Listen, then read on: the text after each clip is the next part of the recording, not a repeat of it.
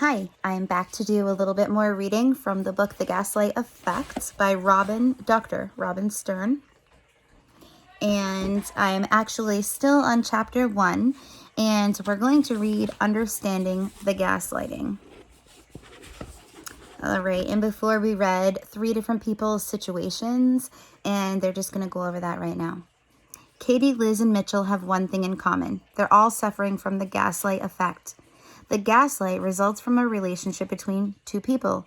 A gaslighter who needs to be right in order to preserve his own sense of self and his sense of having power in the world. And a gaslightee who allows the gaslighter to define her sense of reality because she realizes him and idealizes him and seeks his approval. Gaslighters and gaslightees can be of either gender, and gaslighting can happen in any type of relationship. But I'm going to call gaslighters he and gaslightees she, since that pairing I almost always see in my practice. I'll explore a variety of relationships with friends, family, bosses, and colleagues, but the male-female romantic pairing will be my major focus. For example, Katie's gaslighting boyfriend insists that the world is a dangerous place and that Katie's behavior is inappropriate and insensitive. When he feels stressed or threatened, he has to be right about these issues, and he has to get Katie to agree that he is. Katie values the relationship and doesn't want to lose Brian, so she starts to see things from his point of view. Maybe the people are laughing at her. Maybe she is being flirtatious. Gaslighting has begun. Likewise, Liz's boss insists that he really cares about her and that any concerns she has are because she's paranoid. Liz wants her boss to think well of her. After all, her career is at stake. So she starts to doubt her own perceptions and tries to adopt his. But her boss's point of view doesn't really make sense to Liz. If he's not trying to sabotage her, why is he missing all those meetings? Why are her clients failing to return calls? Why is she feeling so worried and confused? Liz is so trusting that she can't believe anyone could be as blatantly manipulative as her boss seems to be.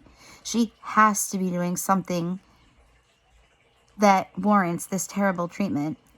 Wishing desperately for her boss to be right, knowing deep down that he isn't, makes Liz feel completely disoriented, no longer sure of what she sees or what she knows.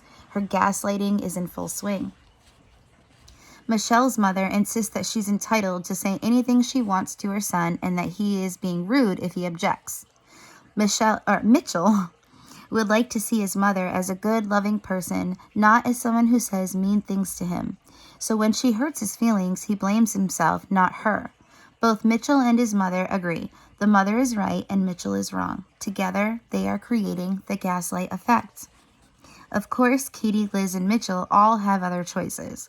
Katie might ignore her boyfriend's negative remarks, asks him to stop making them, or as a last resort, breaks up with him. Liz could say to herself, wow, this new boss is a piece of work. Well, maybe that smarmy charm has fooled everyone else in this company, but not me. Mitchell might reply calmly, sorry, Mom, but you're the one who owes me an apology. All of them could decide that on some basic level they are willing to live with their gaslighter's disapproval. They know they are good, capable, loving people, and that's all that matters. If these gaslightees were able to take this attitude, there would be no gaslighting. Maybe the gaslighters would still behave badly, but their behavior would no longer have such pernicious effects. Gaslighting only works when you believe what the gaslighter says and need him to think well of you. The problem is, gaslighting is insidious. It plays on our worst fears, our most anxious thoughts, our deepest wishes to be understood, appreciated, and loved. When someone we trust, respect, or love speaks with great certainty, especially if there's a grain of truth in his words, or if he hits on one of our pet anxieties, it can be very difficult not to believe him. And when we idealize the gaslighter, we want to see him as the love of our life, an admirable boss, or a wonderful parent. Then we have even more difficulty sticking to our own sense of reality. Our gaslighter needs to be right, we need to win his approval, and so the gaslighting goes on. Of course, neither of you may be aware of what's really happening. The gaslighter might genuinely believe every word he tells you, or sincerely feels that he's not only saving you from yourself, or believes that he is helping you. Remember, he's being driven by his own needs. Your gaslighter might seem like a strong, powerful man, or he may appear to be insecure, a tantrum-throwing little boy. Either way, he feels weak and powerless. To feel powerful and safe, he has to prove he's right, and he has to get you to agree with him. Meanwhile, you have idealized your gaslighter and are desperate for his approval. Although you may not consciously realize this, but if there's even a little piece of you that thinks you're not good enough by yourself, if even a small part of you feels you need your gaslighter's love or approval to be whole, then you are susceptible to gaslighting. And a gaslighter will take advantage of that vulnerability to make you doubt yourself over and over again. Are you being gaslighted? Gaslighting might not involve all of these experiences or feelings, but if you recognize yourself in any of them, give it extra attention. I'm going to get my pen ready to circle the ones that I feel like are relevant to me and my life. All right. Number 1, you are constantly second-guessing yourself. Yep. You ask yourself, am I too sensitive? A dozen times a day.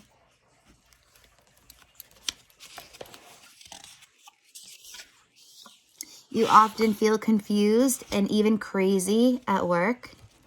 You always apologize to your mother, father, boyfriend, or boss.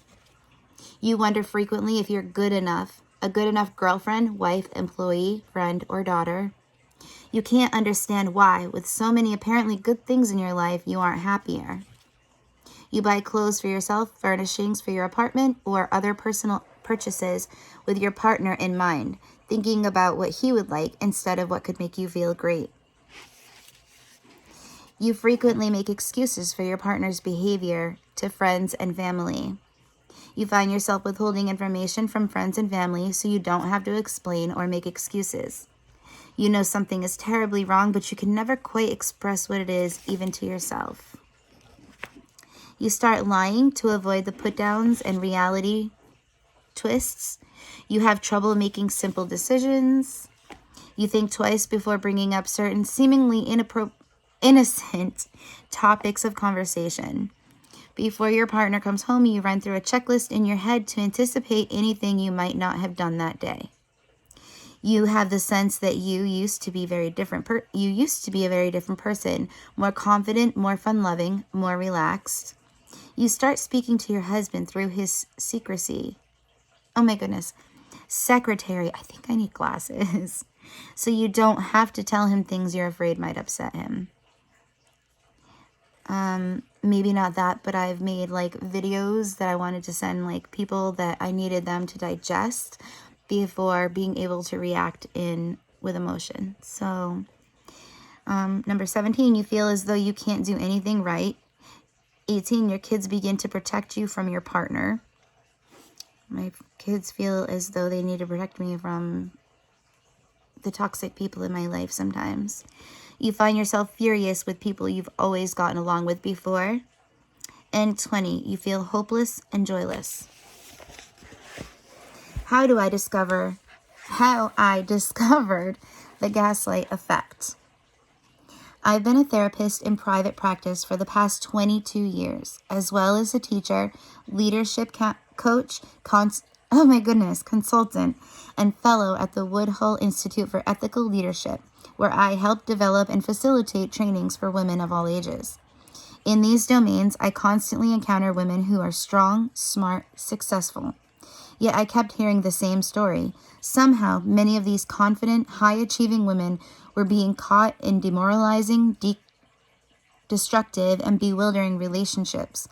Although the women's friends and colleagues might have seen her as empowered and capable, she has come to view herself as incompetent, a person who could not trust neither her own abilities or her own perception of the world.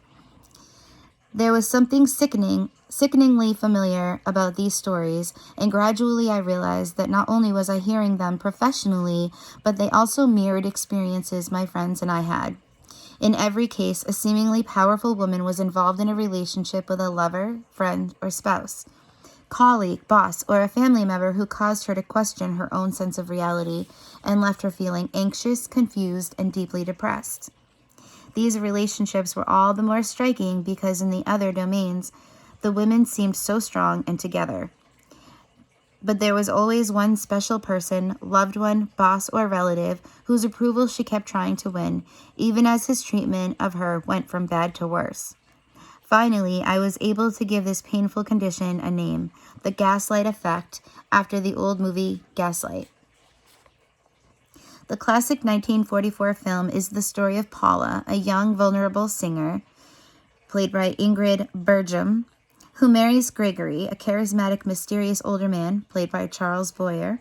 Unbeknownst to Paula, her beloved husband is trying to drive her insane in order to take over her inheritance.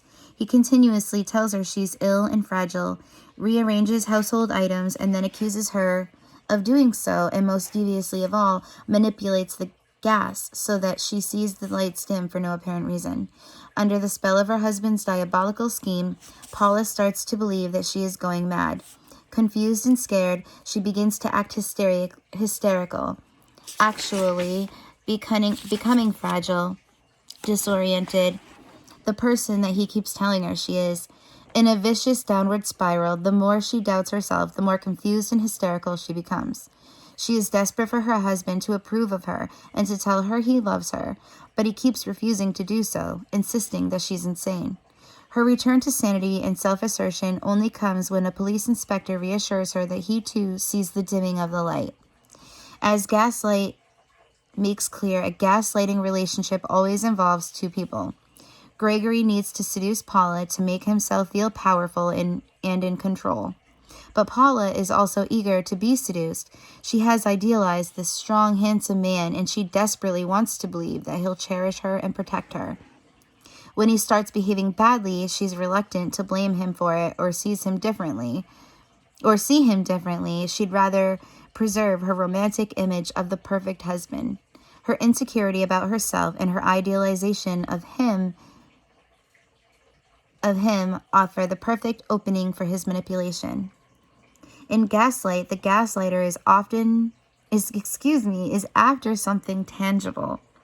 He consciously wants to drive his wife so mad that he can take possession of her property. Few real-life gaslighters are so diabolical, though the effects of their behaviors may be wicked indeed. From the gaslighter's point of view, however, he's just protecting himself. A gaslighter has such a flawed sense of self that he can't tolerate the slightest challenge to the way he sees things. However, he decides to explain the world to himself. That's how you must see it too. Or leave him, prey to unbearable anxiety. Suppose you smile at a guy at a party, and your gaslighter feels uncomfortable. The guy not involved in gaslighting might say, "Yeah, I'm the jealous type," or "I know you weren't doing anything wrong, honey, but it makes me crazy to see you having fun with other men." He's willing to at least consider that his discomfort may be caused by the situation of his own insecurities. Even if you were flirting outrageously, the non-gaslighter could potentially recognize that your behavior, objectionable as he finds it, wasn't intended to make him feel lousy, even though he may also ask you to stop. The gaslighter, though, never considers that his own jealousy, insecurities, or paranoia might be involved. He clings to his own explanation. He feels bad because you're a flirt. He's not satisfied simply knowing this either. He has to get you to agree. If you don't, you'll be treated to hours of anger, coldness, hurt feelings, or seemingly reasonable criticism. For example, "I don't know why you can't see how deeply you're hurting me. Don't my feelings matter to you at all?" But it takes two to tango, and gaslighting can take place only when there's a willing gaslightee, someone who idealizes the gaslighter and desperately wants his approval. If you're not open to gaslighting, you may simply laugh and brush off the criticism when your jealous boyfriend wrongly accuses you of flirting. But what if you can't bear the thought that he sees you in such a bad light? Then you might start to argue, trying to get him to change his mind. Honey, I wasn't flirting. That was a perfectly innocent smile. Just as the gaslighter is desperate to get his girlfriend to apologize, so is the gaslightee desperate to win her boyfriend's approval. She may become willing to do anything to make things right with her boyfriend, even accepting his negative, critical view of her. I feel like that was a really good place to stop. This is a huge, long chapter. So the next thing that we're going to be reading about is gaslighting from bad to worse. And it has stage 1, disbelief, stage 2, defense, stage 3, depression, and then that's the 3 stages of gaslighting. So we'll talk about that the next video. I hope you enjoyed it.